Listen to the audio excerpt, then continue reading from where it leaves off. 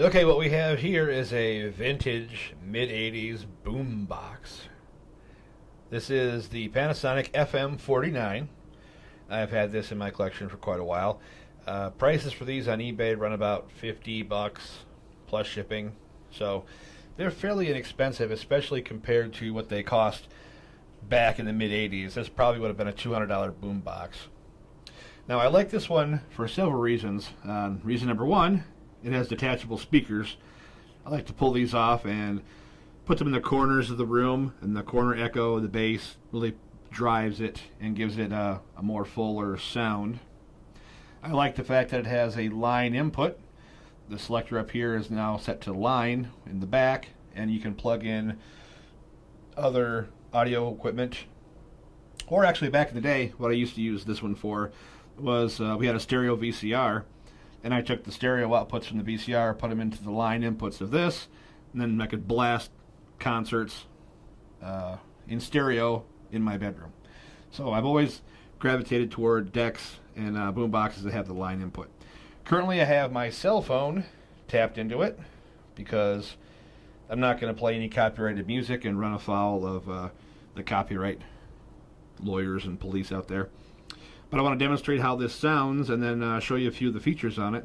It is an AM/FM stereo, line input in the back, and it has a cassette recorder here.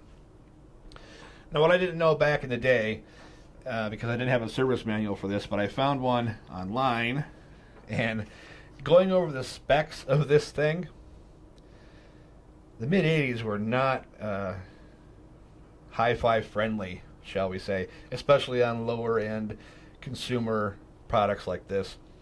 For instance, the tape deck. Looking over the specs on this, the frequency response for this tape deck is 80 hertz on the low end, which is passable. Human hearing starts, in theory, around 20 hertz. Now, that goes away when you get older, like me and some other people I know. I won't name names. But the lower end bass starts to go away when you get older. But it starts at 20. This tape deck starts at 80, so it's up there a little bit, but not bad. Now, the higher end of cassettes, normal cassettes like this one I've got over here to test with, a normal ferric oxide type 1 cassette, these produce sound up to about 15 or 16,000 hertz, 15 or 16 kilohertz. Human hearing goes up to 20 kilohertz. Compact discs can reproduce from 20 on the low end to 20,000 hertz, or 20 kilohertz on the top end. Full frequency response for human hearing. Type 1 cassettes can go up to 15 or 16,000 hertz, 15, 16 kilohertz, which is good. Is good. It's acceptable. I'll say it's acceptable. But it is good in the fact that FM radio, the frequencies that FM can carry, only go up to 15 kilohertz anyway. So there's no loss. If you're recording something from FM stereo, you're not missing anything when you play it back on cassette. You're getting a faithful reproduction of an FM broadcast. So that's where having a boombox like this was beneficial, I guess you would say, to record things off of FM radio onto your tape deck. All of us kids in the 80s did it. The American Top 40 and the Top 40 countdown shows on the weekend. We hear our favorite song, pop in a tape, hit record, and record it onto the cassette. Then you can take your Walkman and take the tape to school and in your car and listen to your favorite song. And we weren't losing any fidelity in that process, in theory. But consulting the service manual I downloaded from the internet, and what I did not know at the time, the frequency response of this tape deck is appalling. It starts at 80 on the low end, like I said, but it only goes up to 8,000 hertz, or 8 kilohertz. So basically, using a Type 1 cassette in this thing, you can only record about half of the frequency spectrum available to you on FM radio. So the tapes you make in this boombox are going to be of extremely low quality, almost dial-up internet modem quality MP3s. it's still going to be better than that, but that's the quality level that you're getting on this record deck. It only goes up to 8,000 hertz. You will be able to hear the difference between the FM broadcast and the cassette recording of that. You're going to lose a whole lot of high-end frequency response. And maybe because of that, the makers at Panasonic decided to throw in a graphic equalizer, a 4-band graphic equalizer, which is still weird to see. Back in the day, a lot of these decks had tone and treble, or bass and treble, or just the really simple ones just had a tone button. You turn the tone button higher or lower, and it affected all the frequencies. The mid-range models had a bass and a treble, 2 dials, so you could turn the bass up or down, or the treble, high frequencies, up or down. That was better. Then we saw some 3-band graphic equalizers, which would have bass and treble, and then the middle one would be the mid-range for vocals. So you crank the bass all the way up and the treble all the way up, and then adjust the vocal range on this one. That was a 3-band graphic equalizer. This one's 4. This one's a little weird. So this is definitely on the higher end of low-end boom boxes, because we have four equalizers to play with, and I haven't really played with these in quite a while. They do affect the music quite a bit when you're playing off of the radio. I don't recall making very many cassettes on this deck, so let's run through a test of recording a cassette off of an input and just comparing the sound quality from the original to the tape. Now, I got my cell phone, like I mentioned earlier, hooked up to the back of this, so I'm going to have a pure full-range digital recording to play. And I'm going to pull up GarageBand again and just play one of the loops. Now, I haven't used this deck in quite a long time. This is a brand new tape, never been recorded on. So, since it's never been used, I'm going to fast forward this tape all the way to the end, flip it over, record on the other side. This tape is new old stock, never been opened, never been used, but it's been sitting around for who knows how long, 30, 35 years, 25 years, not being used. So the tape reel might have some friction and tension on it already from being stored and not used for so long. So I'm going to record, or fast forward this tape all the way to the end, record on the other side. Kind of exercise the tape, break up any tension that the reel is currently under. And the fast forward's working efficiently. So I'm going to take a quick break while this tape fast forwards all the way to the end. The tape's upside down, so the movement of it may look a little weird to you. It looks like it's rewinding there, but it's actually fast forwarding. So we'll take a break, fast forward this tape to the end of it, and I'll come back and flip it over and record on the other side, see how it sounds.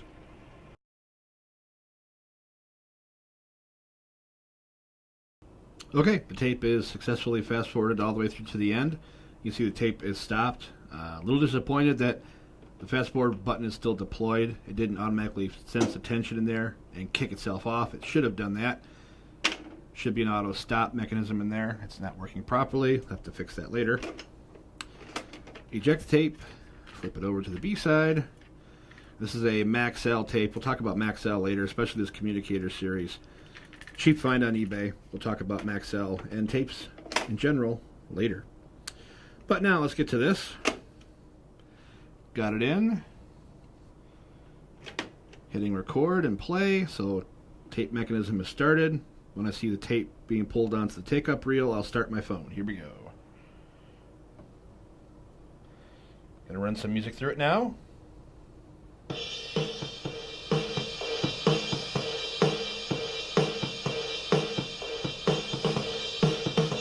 And this is just a drum beat loop I have going. Now let's throw some bass guitar in there.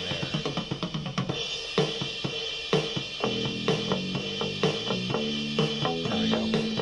Now that I have some bass in here, I can demonstrate a little bit of the graphic equalizer. Now you hear cymbals going. Cymbals are a high-end sound, so they should be affected by this high-end slider here. There we go. Hear the difference in that? I'm boosting that high-end frequency. So cymbals are a lot clearer and sharper now. Now let's work on the bass. Bass is a low-end sound, so this low slider here will take care of boosting the bass signal. There we go. And I boosted that a little bit too much, got into some distortion. So we won't go all the way up. There we go. That's a pretty healthy dose of bass. Now if we add some guitars generally fall in the mid-range, so these two here will attenuate or boost the guitar sound. Let's have some guitars.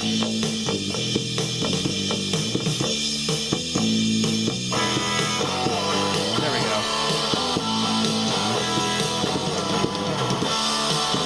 So I want to turn the guitar sound up a little.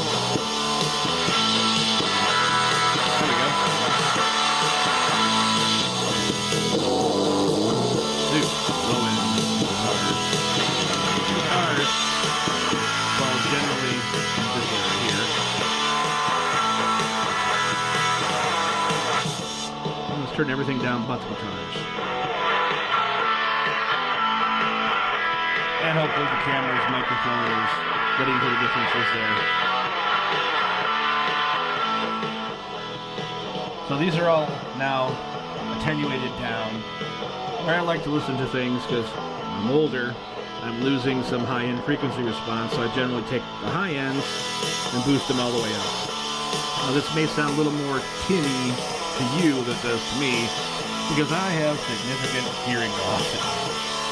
So boosting the higher frequencies helps me hear it normally. And I dig my bass. Kick that up some. More guitar. So right there is a pretty pleasant sound to my ear. Maybe a little, especially if there was vocals on this, it's not, but if there was vocals on this, I could use a little more mid to low. Well, that's not bad right there. That sounds pretty good to my ears. So I'll begin shutting down these playback tracks, go back to just the drum beat, and then I'll stop this loop I got going, and we'll check the sound quality of the tape. So let's kill a guitar. Okay, now we're just back to the bass and the drums. Let's kill the bass. There we go. Now we're just to the drum beat. And I've got plenty of test tape recorded there for a comparison. And let's kill the drums. And the drums fade out, and this recording is complete.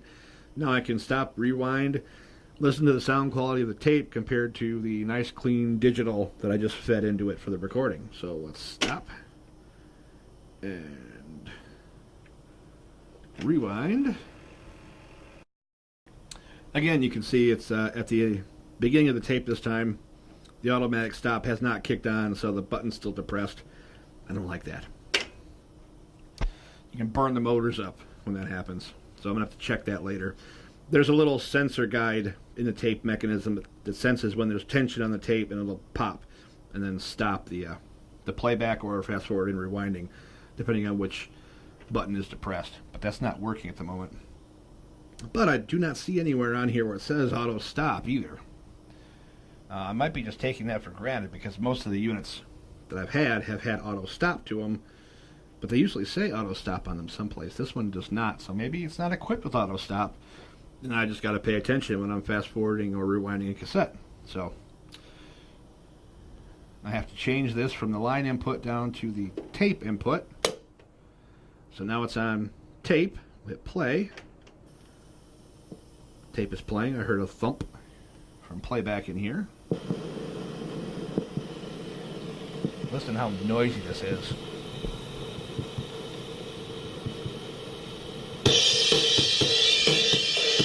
Oh my.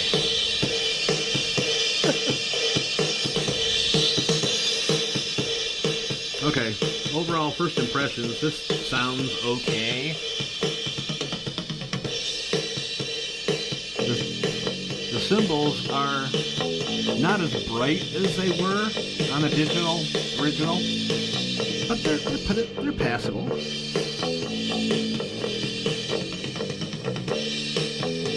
The bass does sound a little bit distorted.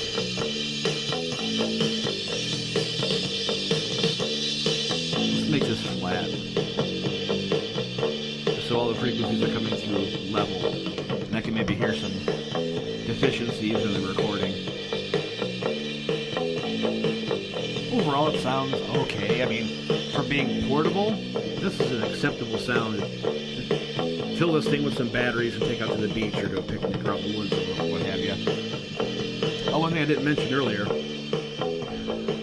Boomboxes in the 80s. You pretty much had to mow every lawn in every neighborhood just to be able to afford the batteries on these things. This takes 6 D-size batteries. The really big batteries, that big around, that tall, D-size.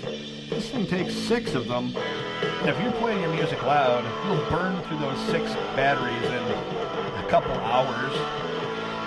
You get a little bit longer play out of the radio, but the tape drive mechanism, all the moving parts, the motor, and then especially driving the amp to drive the speakers takes a lot of power. These things ate batteries like you would not believe. I remember all of my allowance money in the 80s going into batteries for this and other boom boxes that I had at the time. But certainly, this is a passable quality cassette. And one thing I didn't mention earlier, you do not see a recording level adjustment anywhere on this. This has an ALC system, or automatic level control. So it records what it wants to. It tries to keep the sound level up to 0 dB, which is the measuring of the loudness on the cassette. It tries to keep it up close to 0, so when there's very little sound coming in, it boosts it up and boosts it up. So at the very beginning of this cassette, go back, listen to it. You hear a lot of noise. Well, that's the automatic level kicking in. It's sensing there's no input, no music coming through. So it's boosting the recording level up, trying to get that to 0.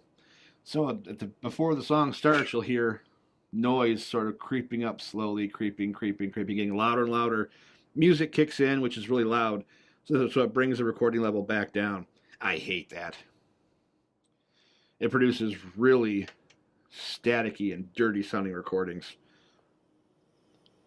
I'll turn this way up. Listen to that.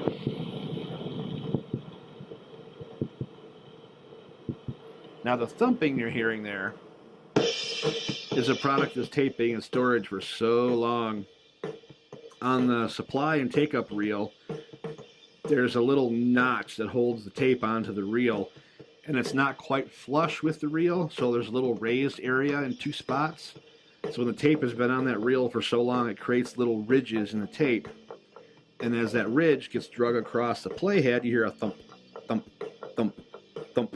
And that usually only happens on the first part of the tape and the very last part of the tape, where the tape layers are in contact with that bump. So you'll hear that thump, thump, thump, thump, thump, thump at the very beginning of the tape, and you'll hear it again at the very end of the tape. One of the easy ways to get past that is to record, like if you really want to cherish your recording to something important, you don't want that thump, thump in your recording, let it roll for about a minute at the start of the tape. Get past those defects, and then record your program on the tape. And then about a minute before the tape ends, stop your recording so you don't get that thump thump effect at the very end of the tape either.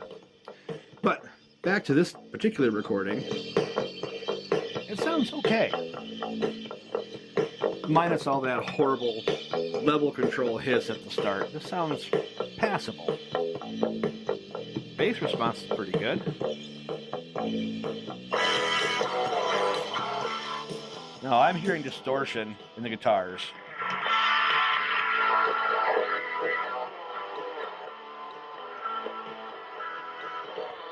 Yes, I'm hearing some distortion, so that automatic leveling control system has probably pushed those frequencies up past 0 where the tape can't handle that much input and it's being distorted.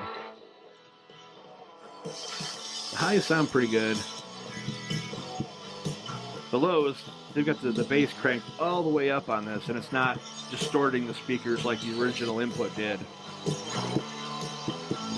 So it didn't record a whole lot of output level on the lower frequencies. And that's really to be expected with this cassette. You see here it says Communicator Series. This is not really an audio tape that was designed for music. It was designed more for, well, it says professional and industrial use on the box.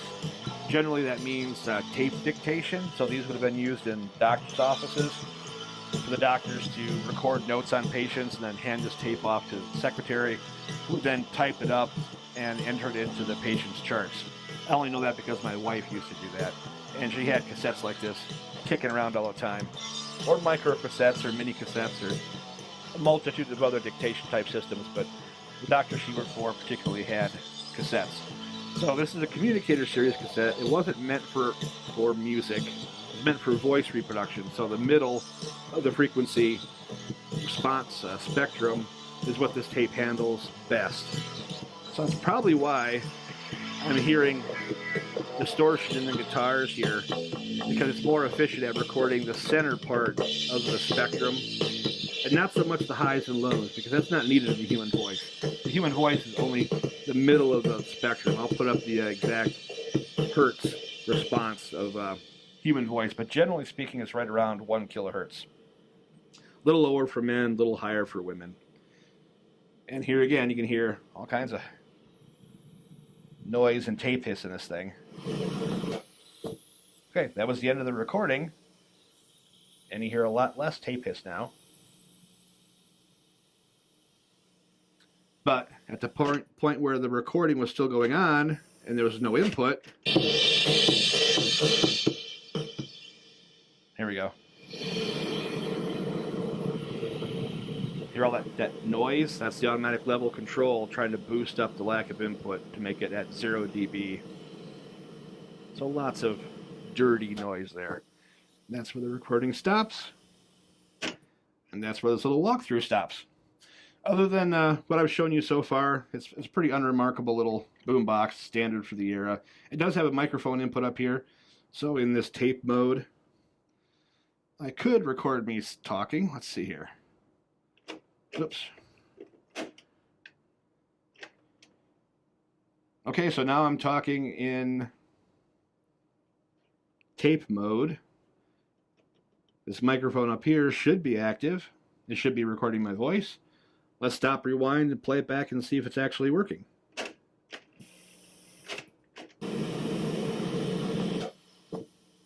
Okay, that's where the original recording stopped, and I should start talking here.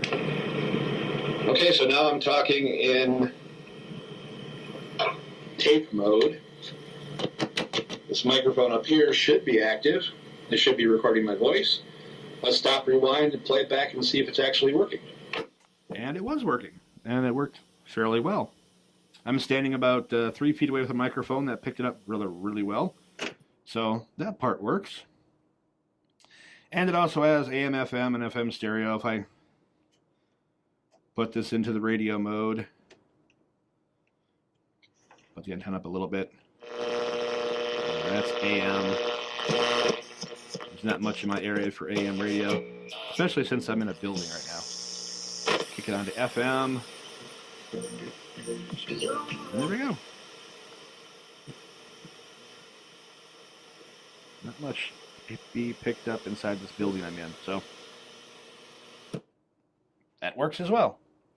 So that's pretty much the end of our tour for the Panasonic FM49, circa mid-80s. I'd say probably 85, 86 on this one, just judging by the graphics on it. I have not found any manufacturer dates on this, and I haven't been able to find one online yet. But if I do, I'll put it up here, what year this thing was made. But it's just a nice little boombox, pretty cheap on eBay. If you come across one of this exact same brand and model, go ahead and pick it up if it's cheap enough. But remember the severe limitations of the automatic level control system, which puts a lot of hiss and noise into your recordings. That the frequency response on this cassette recorder is abysmal, but it's passable if you're recording stuff off of the radio. You can also record off of the inputs in the back, or record through the microphone, and playback tapes, and they sound passable. I mean, this is not a high-end piece of equipment by any stretch of the imagination. It's fun, it's portable, it does the basics of recording out in the field if you want to use it that way. It does have AC plug-in in the back, so you can run wall power to this, which I'm doing at the moment. It also has a DC input in the back, so you can plug it into your car cigarette lighter. In case your car stereo died, you could throw this in the passenger seat, plug it into your cigarette lighter, and drive around with some tunes. So that wraps it up for this, the Panasonic FM49. Hope you enjoyed it, and we'll take more tours of other boomboxes and other radios and pieces of audio equipment I have in further editions.